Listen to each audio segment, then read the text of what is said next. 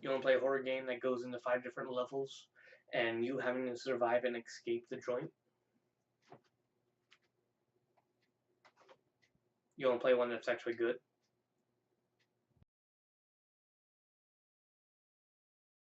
So guys, we're finally doing it. We're doing the Bendy and Ink Machine Geek Out. So right now, let me give you a little heads up. I know I'm here in present. You look behind me, you're probably wondering what the hell's going on. No, I did not layer mask myself in here. I actually have a black screen up here. Why do I say a black screen? Because literally it's a black sheet that was a bed sheet that we have here. So I put it up on the wall and decided why don't we do it. So if I do pop out of here every once in a while, I'm sorry, I'm getting used to it.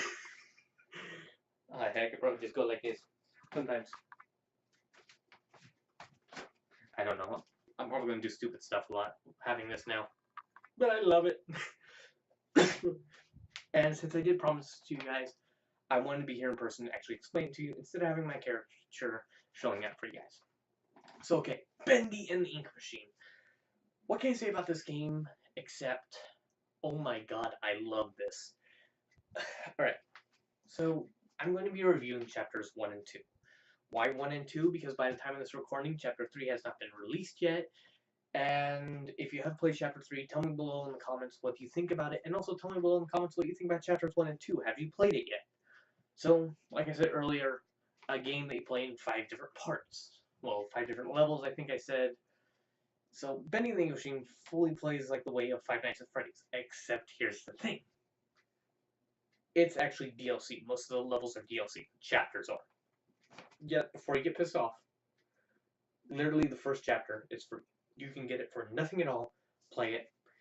And that chapter is the one that'll draw you in. That is the suspense horror. You're unsure what's going on, and your mind's doing all the tricks. And yeah, you can actually get it for free. Every other one's about $5 you can buy, and it's not like they come out wham bam thank you ma'am, and like there's going to be 27 of them. There's only 5. They're about $5, meaning that you're going to be paying about $20 for the game, which is pretty good for an indie game, especially how great this game looks. I mean, look at this. I'll actually get into this design a little bit later. And yeah, it's simply, it's great to see this. I love this game. It's amazing to play. It's amazing to see.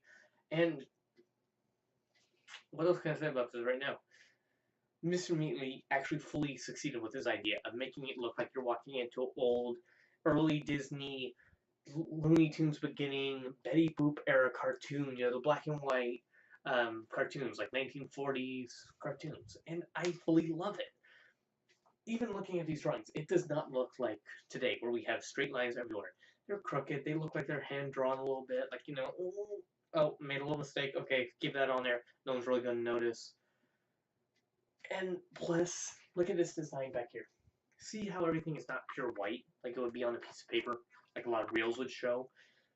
Um, yeah, it doesn't look like that, which actually plays into the idea of this game, where it's a suspense horror, where a lot of this may be mental, maybe part of your brain, or maybe psychological attacks on the brain itself, which we do see later down in the road in chapter 2.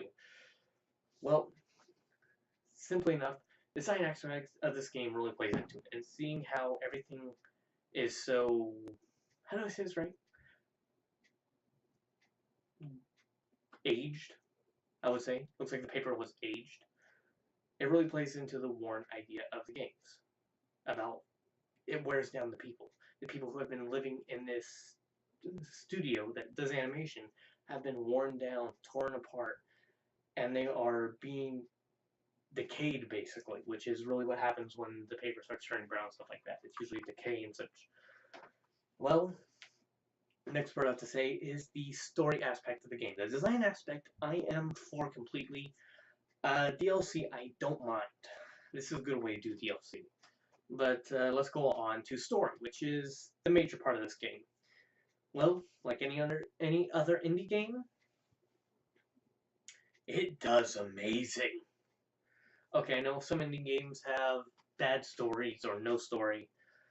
Take Five Nights at Freddy's, for example, which, you know what, I'm sorry, but it doesn't appease me. I'm going to make comments against Five Nights at Freddy's a lot in this video, so Trigger warning. Trigger warning. Alright. So. I lost my train of thought for a second there. Yeah.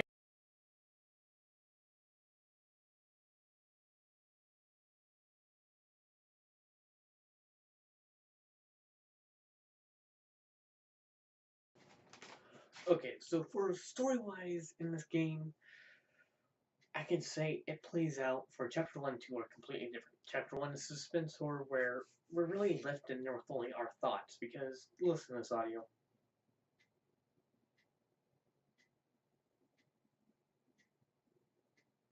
That's it. There's no real big noise. There's no music going in the background to tell you when to get scared, when to pump you up. It's literally you just sitting there with your own thoughts, making it feel like you're actually just walking in this building. You're not sure what's going on. It's just no one's here. Like you live in a packed house and then you realize, no, wait, no one's home. So every little noise that happens, every noise that you weren't prepared for, you become scared of it. And it gives you reason to, instead of you sitting there and going, okay, the music says I'm supposed to be scared, so it actually drives you to actually being afraid of it, which I love this part of it. And really builds up to one big scare at the end. And after that, you go into the psychological point of it all, which is actually two parts. Because first off, at the end of chapter 1, your character has a big fall, he gets knocked out. And then from chapter 2, you're unsure, is this actually what he's seeing? Or is this from him hitting his head so hard that, something's not going right? He's imagining this, or is he just seeing things because of a brain injury or something like that? You're unsure. But I love this part about the game. Next, as we go on, you start seeing other characters. Well, you meet another character. Well, not meet him exactly, but as you start seeing stuff, you'll find audio recordings in it, which will give you little hints about what's going on in this studio when the ink machine went up, telling you about what's going on. One of them is this one music guy who, as you put them in order from point A to point B, and everywhere in between, it simply plays out showing that this guy got Stockholm Syndrome because he was trapped in this building because the ink machine was actually leaking and blocked the doors. He couldn't open up, they couldn't get out of there. So he started looking to Bendy as like sort of this divine figure. And I love this part about it. As you go through, you'll face off monsters, which I didn't like at first, but actually thinking about it more, it really plays to this whole psychological point. You're unsure what's going on. When you play chapter 1 to 2, back to back, instead of going like how I originally did, which was chapter 1, and like a month later, chapter 2 came out, so I played that one. It doesn't play that way, and I simply love it for that part. Okay, so chapter 2, basically you're stuck in the music area where you find out a little bit more about what's going on. Well, the ink machine has been leaking, and so people have been getting stuck in there. You find out about this character who voices another character, Alice Angel, and your big deal is trying to find a way out of there, trying to find a way out of this business, find Joey, and getting out of the animation studio. Well, it doesn't work out that way because, like I said, you get some weird stuff. You get goo monsters made of ink starting to come after you, so you gotta fight them off with your axe. You just get a weird feeling from it all. And even through this part here, uh, sorry, even through this part here, there were parts where you can actually break a bendy idol, a bendy wood cutout, and you turn around, it comes back, poof, it's there. It's just poof, break it, he's back. Another part is you break them, and you see this mysterious figure sort of looming up above in the observation deck of this audio recording place. And I really love this part leading up to an ending, which is very shocking, where you find out this character has been locked in there. So he got Stockholm Syndrome. This music director or whatever he is, I forgot his real name, he worships Bendy as a god because he's been stuck in there so long. And I love to see this part, how it plays out, leading into this big reveal of what's going on. yet you're still unsure throughout this chapter. Is Bendy an actual monster, or is this all going on in our character's head? Is he brain damage? Is it just what's going on? Brain gone wrong, something like that? But you know it's actually a monster because it's a video game and because of what Mr. Meatley has said before and such like that. So you can sort of tell, yeah, you know what, it's a monster. But still, the way it plays out, if you don't think about it as in what Mr. Meatley says or what we can tell from the trails of Chapter 3, you're unsure what's going on. And you find out stuff as the character goes on. And I can't wait to see what happens with Chapter 3, because the ending of Chapter 2, things seem to go on balls to the wall, and I want to see where it goes after that. What happens next? Do we stay in the psychological point? Does it get a little bit more isolation horror, like Alien, tight corridors, which it appears to be, and I'm loving that part, if it does. But, yeah, guys, that's about it for now. And, what I have to say about this game, go get it. If you like horror, if you like thinking about games, or you just like horror games, pick up this game right now. You can get chapters 1 through 3, like $10, I think it is. 5, $10. I forgot what it was. Yeah, like 5 or $10.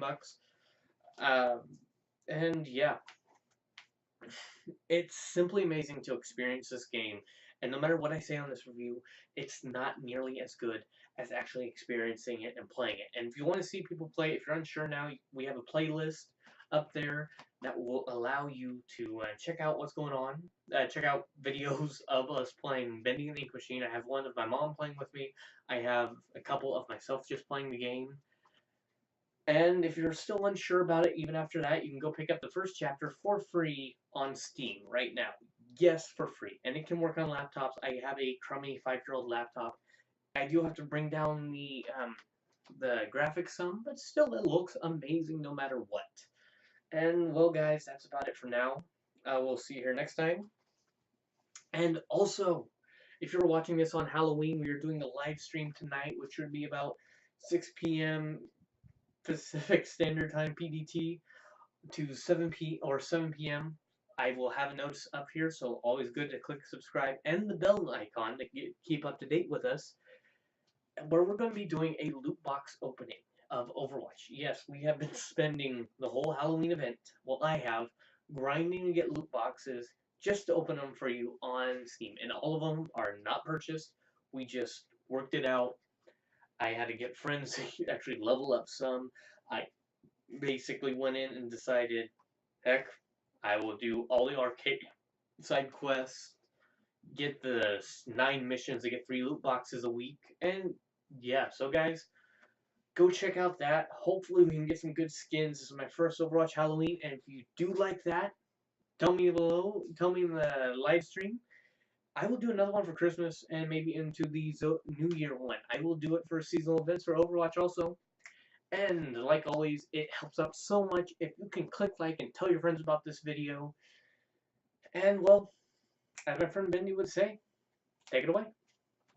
Hi everyone, it's me, Bendy, and you know what I would like you to do is help out Mr. Reject by clicking like and telling me what you think of this video he did for me on his channel, and go help out my creator, Mr. Meatley, by going to the Steam page and buying chapters 1 and 2, and checking out these videos on the screen, his playlist of him playing my game, Bendy and the Ink Machine, and also by subscribing to his channel for more geeky content for everyone to see. Thank you guys, and make sure to subscribe, or else.